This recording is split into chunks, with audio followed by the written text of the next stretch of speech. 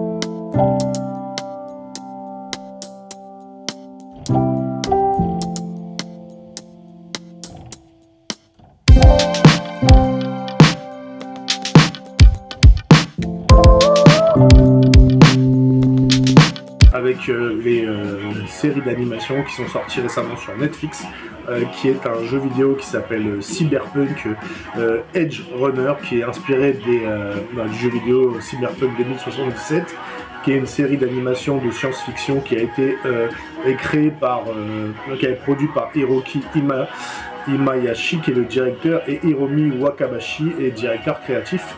La musique c'est Akira Yamaoka, c'est aux États-Unis, au Japon, en Pologne, c'est la chaîne d'origine, c'est Netflix. Il y a une seule saison, 10 épisodes, et c'est disponible depuis le 13 septembre 2022. Donc Cyberpunk Edge Runner est une série télé d'animation américano-japonaise basée sur le jeu vidéo Cyberpunk 2077 des studios polonais CD Projekt, lui-même inspiré du jeu de rôle sur table Cyberpunk 2077. Est conçu par Mike Plondon-Smith et réalisé par le studio Trigger. Les 10 épisodes de la série sont diffusés à l'international sur Netflix depuis le 13 septembre 2022. Voilà, la série est diffusée depuis le 13 septembre. Les 10 épisodes, David Martinez vit initialement avec sa mère dans un appartement méga building de Night City. David se retrouve au milieu de fils de corpo lorsqu'il étudie l'académie d'Arasaka. Et des problèmes financiers ne lui permettent pas de s'offrir des mises à jour de logiciels imposés par l'Académie Arasaka, c'est que le conduit à choisir des moyens détournés pour réussir de suivre ses cours à la suite d'un accident de voiture. Sa mère se retrouve à l'hôpital après le décès de celle-ci. Ne se sent pas à sa place au sein de l'Académie, David finit par prendre une suite de décisions qui lui permettraient de survivre au sein de Night City. Donc du coup, moi j'avoue, j'ai pas joué rapidement à Cyberpunk 2007, donc je le connais pas des masses, j'ai vu juste à peu près à quoi ça ressemblait. Du coup, le fait qu'il y ait une série qui un peu vous fait découvrir l'univers et le monde cyberpunk, j'ai trouvé ça hyper intéressant. Donc je n'ai pas fini encore la saison 1, j'en suis à la moitié à peu près, et du coup j'ai trouvé ça vraiment génial. Musicalement c'est sympa, les dessins sont hyper beaux, l'histoire est sympa, les effets spéciaux, voilà, ça envoie du lourd, hein. Franchement Netflix nous ont habitués à faire des grosses séries blockbusters, et du coup franchement c'est une très bonne série pour les amateurs du genre. Ceux qui sont fans du jeu vidéo, vous allez kiffer. Même les gens en général qui aiment le côté un petit peu cyberpunk, le côté un petit peu Blade Runner, et j'en passe, Total Recall, enfin bref, il y a eu tellement de films inspirés de cet univers-là, que là, d'avoir une série animée dessus plutôt bien réussie, ça fait beaucoup plaisir, en sachant qu'il y a déjà eu, récemment, on a parlé d'un Blade Runner en animé, qui était 2049, je crois, un truc comme ça, qui était inspiré des films, donc du coup, c'était intéressant de voir un autre genre, donc du coup, c'est très intéressant. On a eu aussi Netflix qui avait promu continue des dessins animés, des films d'animation sur Altered Carbon, qui est aussi une série de science-fiction. Franchement, c'est une très bonne série et je vous la conseille fortement. Si j'avais une note à lui mettre, je lui mettrais un 8 ou un 9 facile, parce que franchement j'ai pas fini la série, donc j'ai pas vu l'intégralité de la série, de la saison 1, mais très bonne série, très prometteuse, et franchement ça fait plaisir. On passe à la suite. Donc, le deuxième film d'animation, et il est sorti récemment sur Disney+, mais il est sorti depuis un moment au cinéma, donc c'est Espion Incognito, Spies in Disguise, la réalisation c'est Nick Bruno et Troy Kwan, le scénario c'est Brad Copeland et Lloyd Taylor et Cindy Davis. Les acteurs principaux sont Will Smith qui joue le rôle de l'agent secret, et Tom Holland qui joue le rôle d'une espèce de scientifique, un peu un Q, qui donne les gadgets à Will Smith, l'espion international en gros, voilà quoi. Donc c'est un gros clin d'œil à l'univers James Bond. Société de production c'est Blue Sky Studio, 20h Century Fox Animation et Charlene Entertainment. Donc du coup les incognitos ou les esprits incognitos ou espions incognitos, Spies in Disguise est un film d'animation américain réalisé par Nick Bruno et Troy Kwan et sorti en 2019, produit par 20h Century Fox, Blue Sky Studio, Chemin Entertainment. Il est basé sur le court-métrage Pigeon Impossible de Lucas Martelet, sorti en 2009. Le film est également été le dernier film d'animation de la Fox à être publié sous le nom 20th Century Fox, avant que The Walt Disney Company ne change le nom de studio en 20th Century Studio. Donc du coup l'histoire elle est simple, c'est Lance Sterling, un des meilleurs espions au monde, relax, cool et stylé. Après une mission visant à récupérer un drone militaire et des mains d'un dangereux mercenaire du nom de Killian, qui a failli mal tourner, Lance se voit renvoyer le scientifique à l'origine de ses problèmes rencontrés, Walter Beckett, un véritable génie de la personnalité opposée à celle de Sterling. Mais Sterling se retrouve après accusé de trahison de l'agence Marcy Carpel. Preuve à l'appui, la suite d'un coup monté de Killian. Menacé de prison, Sterling s'enfuit et n'a d'autre choix que de se tourner vers la seule personne en mesure de l'aider pour blanchir son nom, c'est Walter. Malheureusement, il devient malgré lui le cobaye du scientifique et se retrouve accidentellement transformé en pigeon avant qu'un antidote n'ait pu être développé. Donc l'histoire est simple, voilà, t'as compris. Du coup, c'est l'agent secret, il est accusé de trahison, haute trahison dans sa cabinet d'espions, et du coup il décide de seul récupérer le scientifique. C'est à cause de lui en gros, parce que les gadgets n'ont pas fonctionné comme il le voulait, à cause de lui, donc du coup il est la seule personne à pouvoir le laver son nom. Du coup malheureusement par un accident il le transforme en pigeon, voilà tout simplement. Du coup voilà, c'est un film d'animation sympathique, film familial qui est sur Disney+ récemment. Voilà, rien d'extraordinaire. Bon, l'animation est plutôt sympa, il n'y a rien de ouf. Franchement, c'est un bon petit film. C'est ceux qui ont créé l'âge de glace. Donc voilà, il n'y a rien à dire de plus, à part, bon, tout simplement, très très bon film d'animation. Et bon, bah voilà, ça permet de passer le dimanche matin devant la télé tranquillement pour se réveiller avec les enfants. Voilà, on passe aux séries, tout simplement. Donc les séries, du coup, on va rester dans les grosses sorties qui sont sorties récemment sur Netflix. On a eu bien sûr une émission déjà où j'en ai plus ou moins parlé, où j'ai un peu promu la série, qui s'appelle bien sûr Cobra Kai, la web série. Comédie dramatique, création c'est John Horwitz, Aidan Schlossberg et Josh Held. Les acteurs principaux sont Ralph Macchio, William Zabeka, Courtney Engel, Zolo Mariduena et Tanner Buchanan et Marie Mouzet. La musique c'est Leo Birnberg et Zach Robinson, pays d'origine aux États-Unis forcément. La série est sur Netflix, il y a eu 5 saisons, 50 épisodes.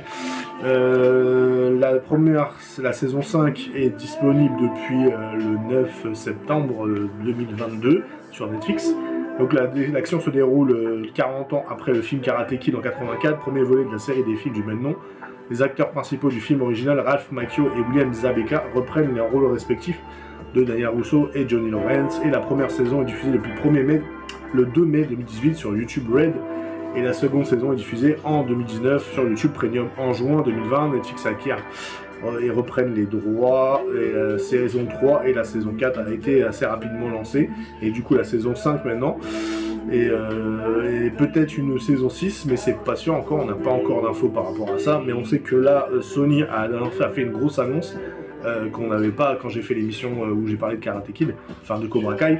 la saison 5. Du coup, il va y avoir un nouveau film Karate Kid qui va être d'un nouveau reboot. On ne sait pas trop encore ce que c'est, parce que les acteurs de Cobra Kai ne sont pas impliqués. Donc je pense que ça sera sûrement un reboot ou peut-être la suite du film qui a été fait en 2010 par Will Smith et Jaden Smith et Jackie Chan, peut-être aller savoir. J'y crois pas des masses, mais bon, je vois plus ça comme un reboot ou peut-être une prolongation de l'arche. Peut-être Daniel Russo, mais j'y crois pas des masses parce que Daniel Russo n'a rien confirmé, enfin Ralph Macchio, mais ils n'ont pas confirmé. Au début, je croyais que c'était un film sur la Cobra Kai pour terminer la série, ça aurait été plutôt intéressant, et du coup là non, apparemment c'est pas du tout ça, ils sont pas impliqués, donc allez savoir. Donc qu'est-ce qu'on peut dire de la saison 5? Il y a 10 épisodes je les ai gobés en espèce d'un week-end, hein, on va pas se mentir, je les ai mangés en 3 secondes, et du coup... qu'est-ce qu'on peut dire de plus, à part que c'est une série génialissime. La saison 5 a un peu du mal à démarrer, et une fois qu'elle est lancée, elle ne s'arrête plus. Franchement, elle est génialissime. Les acteurs sont géniaux, avec les nouveaux personnages qui arrivent sans arrêt, les retours des anciens films de Karate Kid. C'est juste énorme, franchement c'est énorme. Si j'avais une note à lui mettre, on lui mettra un 10 direct sans problème, sans hésiter. La saison 5 est magnifique, ouais, génialissime. Voilà, on passe à la deuxième série. Donc la deuxième série que j'ai terminée récemment, donc je suis content, j'ai enfin fini, j'ai pu la terminer, c'est cool. Du coup c'est la série qui est sortie sur Disney+ à partir du 8 septembre 2022 qui s'appelle Mike, qui retrace les hauts et les bas de la carrière, de la vie privée de ce boxeur d'exception devenu infréquentable puis réhabilité après avoir faire amende honorable.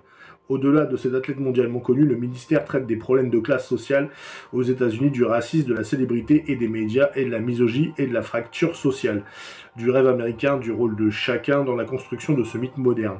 Donc du coup, la série a été réalisée par Karine Gist, qui est une saison, qui a eu 9 épisodes, je crois, ou 8 épisodes, de 25 minutes à peu près, diffusée d'abord sur Hulu, et après a été diffusée sur Disney+, parce qu'ils appartiennent à Disney+. Du coup, le casting, les acteurs principaux, c'est Trevon Rhodes qui joue le rôle bien sûr de Mike Tyson, Russell Horsby, Harvey Keitel, Laurie Harrier et Liu Hubank, c'est des amis. Donc l'histoire elle est simple, ça retrace un peu la carrière de Mike Tyson à ses débuts jusqu'à la ceinture de champion du monde poids lourd. Du coup on apprend un petit peu par quoi il est passé. C'est surtout les gros moments de sa vie où il y a eu des conflits, des grosses victoires, après la célébrité, l'argent, la corruption, enfin bref. C'est une bonne série, ça donne un bon petit claque dans la tête, comme quoi on voit que le champion de boxe, dans sa mentalité, c'est pas comme ça qu'il est fait. C'est comme une sorte d'autobiographie, parce que c'est Mike qui parle de Mike, donc Mike Tyson. Le seul, tâche dans le discours, c'est qu'apparemment Mike Tyson est un peu énervé, le vrai Mike Tyson, bien sûr, est un peu dégoûté parce qu'apparemment il n'a pas donné son accord à Disney+ et à Hulu pour utiliser son histoire pour faire une série sur lui, et du coup en fait il rejette un peu tout ce que la série raconte, et je trouve ça dommage parce que c'était une façon de voir par quoi ce mec là est passé. Il n'a pas eu une vie facile, on voit que malheureusement champion c'est pas tout, hein, et voilà, la vie elle est escalée, et je trouvais ça intéressant de voir un peu par quoi cette légende est passée, parce que moi quand je connaissais Mike Tyson, je connaissais que le mec qui a bouffé l'oreille d'un champion de boxe, c'est tout ce que je savais, quoi. Je savais rien de plus. Je crois que cette scène elle a fait le tour du monde, hein. Dès qu'on parle de Mike Tyson, on pense au mec qui a bouffé l'oreille, alors qu'il n'y a pas que ça, et du coup c'est intéressant de découvrir un peu par quoi ce mec là est passé, quoi. Voilà, donc dans ces cas-là, on passe au film. Le premier film que j'ai regardé récemment, alors donc du coup c'est le film Disney Pinocchio, qui a été réalisé par Robert Zemeckis, qui est un grand réalisateur qui a fait déjà le Pôle Express avec Walt Disney, pour ceux qui connaissent, ou il me semble que c'était pas peut-être Walt Disney, c'était une de bêtises. Il a fait aussi les Retours vers le futur.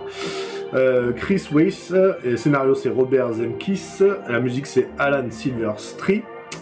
Les acteurs principaux c'est Benjamin Evan Ainsworth qui doit doubler la voix de Pinocchio, Tom Hanks qui joue le rôle de Geppetto, Joseph Gordon-Levitt qui doit être la petite conscience de Pinocchio qui s'appelle Jiminy Cricket.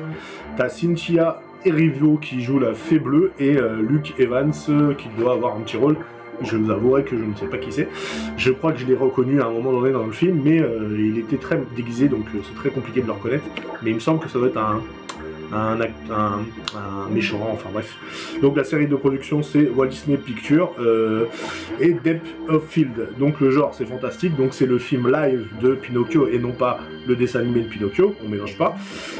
Du coup, l'histoire est simple, c'est Pinocchio est un film américain réalisé par Robert Zemeckis, sorti en 2022 sur Disney+. Le cinéaste coécrit le scénario avec Chris Weiss.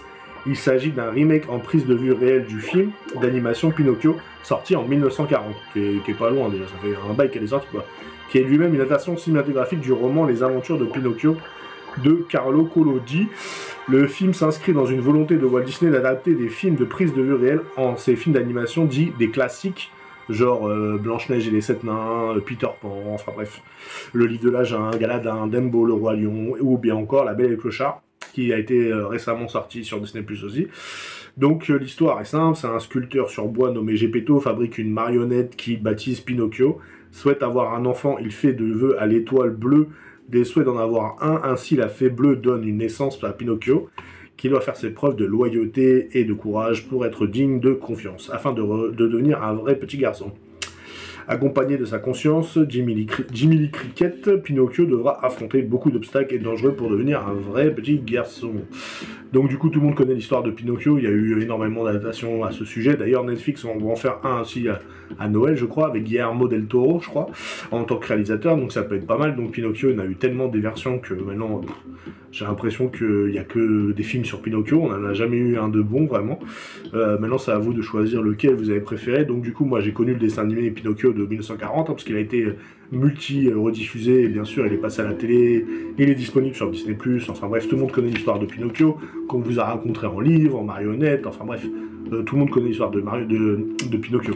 Donc ça faisait un moment qu'ils en parlaient, déjà Disney qui voulait refaire tous les classiques en film live, en prise de vue réelle.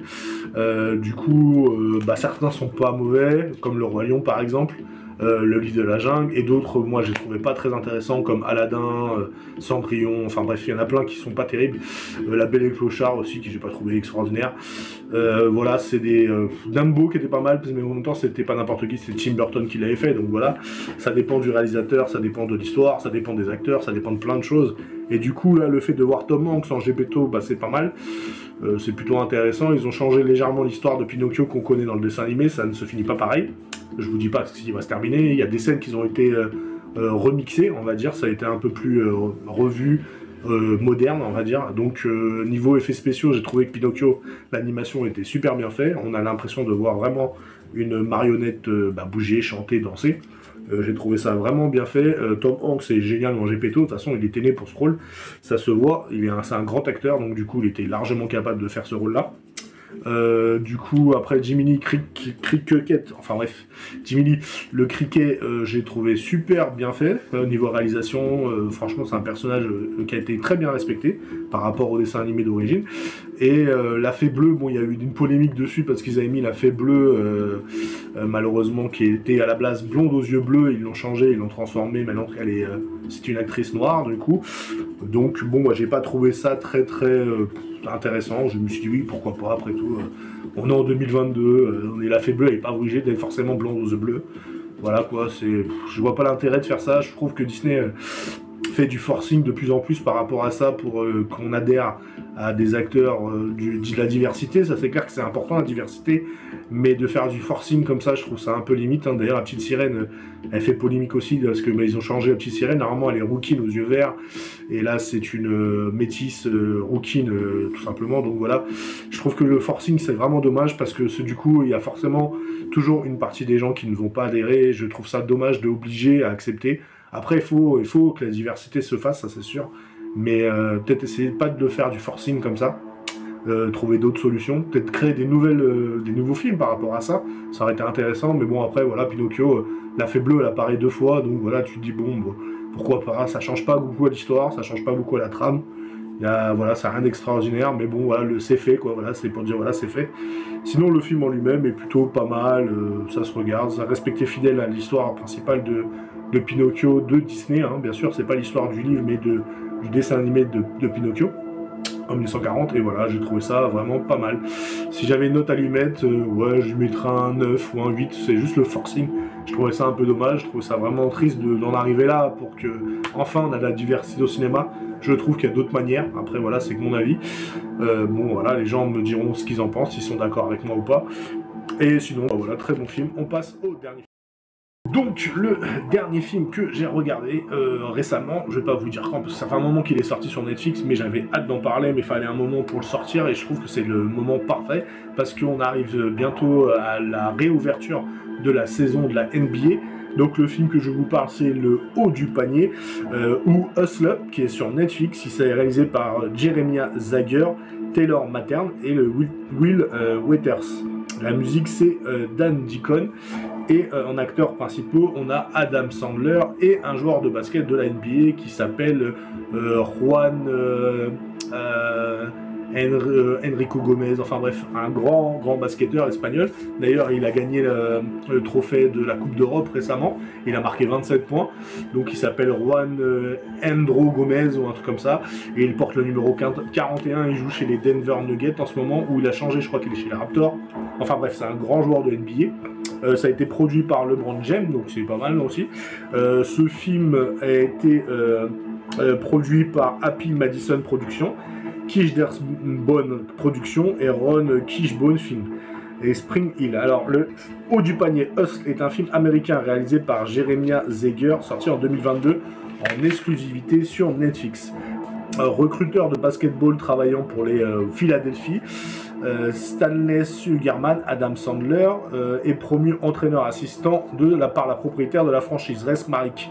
L'acteur, c'est Robert Duval, qui apparaît d'ailleurs dans les NBA2K pour ceux qui connaissent. À la mort de ce dernier, son fils Vince, Ben Foster, prend le contrôle du club. Il renvoie Sugarman à l'étranger en tant que recruteur et en mission de trouver un joueur permettant aux Sixers de gagner un championnat NBA.